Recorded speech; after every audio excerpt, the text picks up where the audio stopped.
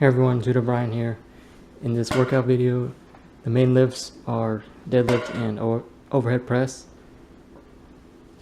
In particular, the deadlift is going to be sumo deadlift. After several months of doing conventional deadlift, I'm making a switch back to sumo deadlift.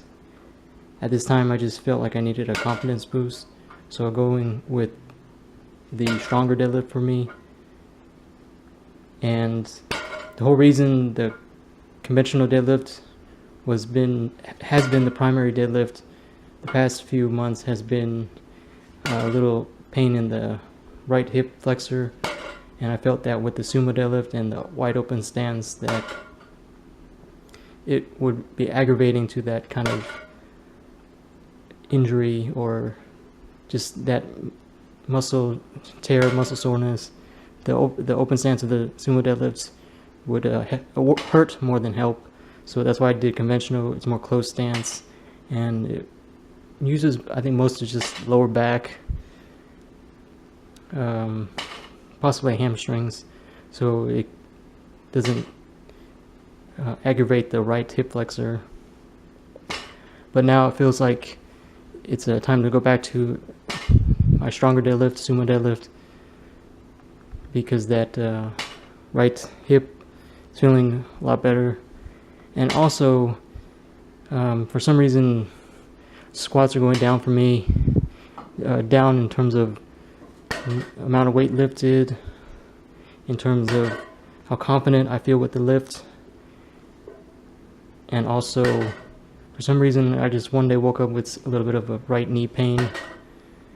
And so, just to change things up, by doing sumo deadlift, I can work more legs than lower back and hopefully keep the quads, glutes strong, even without squatting for a while.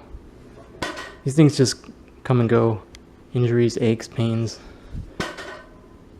but there's always adjustments that can be made, alternate lifts to do, and so sumo deadlift and the upper body lifts, overhead press, feels like, actually those feel like the safer lifts, deadlift and overhead press, because out of those two, you can't really get pinned down by the weight in those lifts, as opposed to squats, which if you get stuck at the bottom, you either let the weight go to the safety bars, or I don't know, you're just stuck in the bottom if you can't get out of that position and the weight's pinning you down. Same thing with bench press.